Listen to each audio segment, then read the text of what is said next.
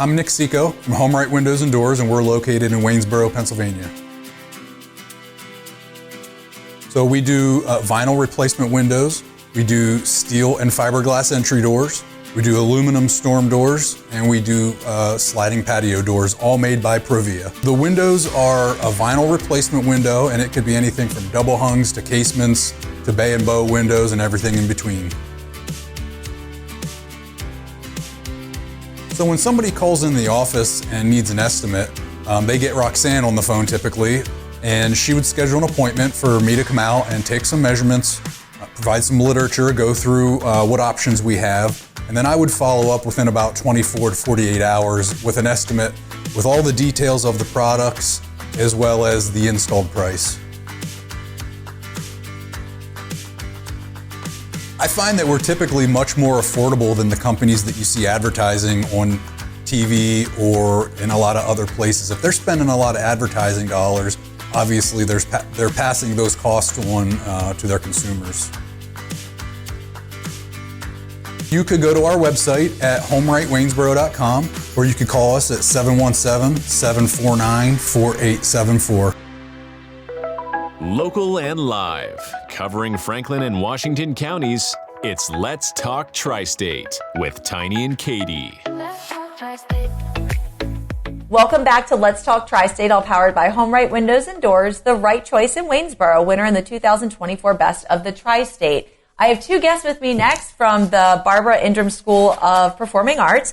So we have David Ryan, and you are the theater teacher. Yes. And then Faye Ward, your student. Yes. And Faye, how old are you? I'm 18. I just turned 18. And I'm glad, Faye, that you're here because I wanted to start off a little bit about the Barbara Ingram School of the Arts. This is an all-encompassing high school. Yeah. And how did you know that this was where you wanted to go? Okay, so I'm actually from out of county. I'm from Frederick County. Okay. And so one day my friend and I, we were just looking online and we found Barbara Ingram, and this was during COVID. So it was, we were wondering, where the world was going to go. Sure. And I saw the opportunity for me to have not only great academics, but also 3 hours of arts classes a day. Mm-hmm. And that's something that I wasn't going to be able to get at my home high school. And so I auditioned and I got in, and I do really enjoy being able to have such close relationships. Since it's a small school, you get to have close relationships with your teachers, and that really helps you thrive both academically I bet. and be able to, achieve what you want in an artistic setting. And so young, too, to get started so young as well. What are different programs that are offered in the arts category? We have our theater, which I'm in the theater department. It splits into technical theater and performance theater, Okay. so I'm in performance theater. We have my friends in creative writing. We have vocal music, dance, instrumental music, visual arts, photo cinema, CGDA, which is computer game design and animation. Mm-hmm. And then I feel like I'm missing something, but that's. I had no idea there were that many different areas for students to participate in. I had no idea. Wonderful. And tell me and you're in charge of the theater. I'm the lead theater teacher. So the theater department is sort of under my domain. And we have a team of adjuncts who are incredibly talented, who come in and they have different specialties. So we have somebody who comes in and operates our scene shop. We have a dance adjunct. We have private vocal lessons for the people to have voice lessons. Mm-hmm. We have a lighting designer. We have stage management. So we have a team of people who come in, and I do the acting portion of things. What's your background? My background, I graduated from Shenandoah Conservatory of Music with a Bachelor of Arts degree in theater acting, and then I have a master's degree in theater education as well. And I've worked professionally in the acting realm, mostly on the West Coast. I grew up over in Westernport, Maryland, and then went to Winchester for college, but then did some theater on the East Coast, but found that I really enjoyed Seattle, Washington. I liked the vibe out there, so went out there and did a lot of theater before then returning to the East Coast. Can you drop any names for me of people that you've met or acted with? I was in, John Waters, the movies down in Baltimore. He did Serial Mom. I had a little background role in that. So Kathleen Turner was in that. Okay, all right, now you got me with that one. Kathleen Turner, Sam Waterston was in that. Ricky Lake. Oh my gosh! Wow, that's cool. Yeah. So I've kind of worked the other with day them. we were watching a clip of him in the movie, actually on screen, and we saw our teacher in a movie, and we were like, "Oh my goodness, you're so cool." He's legit and knows what he's talking about. Yeah. We were talking about the process of acting, and sometimes you don't go in sequence when you do film work. So I have them working on a project now where they're doing a scene, but they're breaking it into different portions, and then I'm scrambling how they have to perform it and film it to see if they can remain the continuous arc of that character story. Now, Faye, you may have answered this. I'm very curious, going back to the high school portion. Yes. How much of the day is devoted to academics, and then how much is devoted to the theater for you? So we operate at our school by an A block, B block, C block sort of schedule. So it goes all the way from A to E block. So as an upperclassman student right now, I have my A block, B block, and C block dedicated to my academics.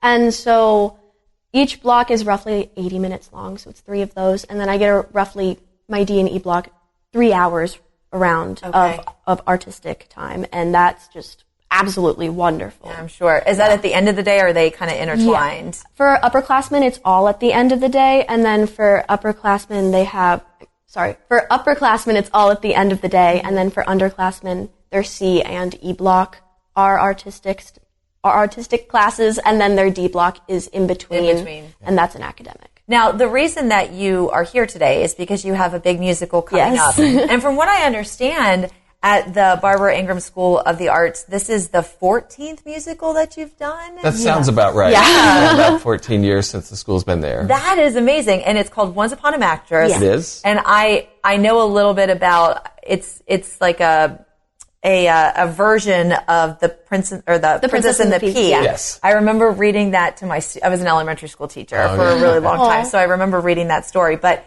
Faye, I'm going to let you tell us about the show. What is the premise? What can we expect from it? Okay, yeah, so it is a retelling of the Hans Christian Andersen story, The Princess and the Pea, except it's a little bit different. The premise is that the Queen Agravain, she's the queen of this random kingdom, and she has put a proclamation out to everybody that until her son gets married, nobody can get married. So everybody's like, we need to find this dude a princess. And every princess that comes in, the queen puts them through all of these tests. Sure. But they're rigged to be impossible. Yeah, they're not going to win. Yeah, they're not. She doesn't want to let them win because she doesn't think anybody is perfect enough for her son. And the king is, she's also had a spell cast on him so that he can't speak. So he has no say in the matter. And so it's really just the queen controlling the narrative everywhere. And then my character comes in, and I'm a little bit of a different type of princess. And you get to see my journey through the show and how that works out in the queen's very specific vision. I don't obviously want you to give away Right. the story, but I'm curious, what can you say what sets you apart from the other princesses? Yeah. So since this is a Golden Age musical, it was written, that means it's written up to the 1960s. You don't really see a lot of, you see a very, very like specific form of femininity. And so that's like uptight and proper and that sort of character.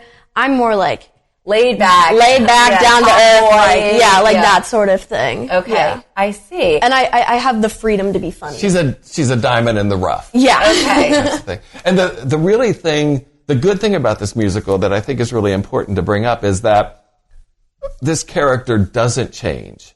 And it's okay to be whoever you are. Right, yeah. And you can still be a princess. The moral of the story the moral of the story is it is okay to be who you are. Yeah, because I don't change in the end at all. I just stay the same. And David, did you pick this? Did you pick this particular? We did. Okay. We did. And I don't pick it exclusively myself. I talk to Melissa Mackley, who is the lead vocal music teacher. She is the one who does the music directing for the musical. And so we take a look at our talent pool and we look about what we think our crowd will enjoy, something that we think will bring in tickets. And plus its relevance. It just recently had a Broadway revival, just closed not too long ago, so it's very topical.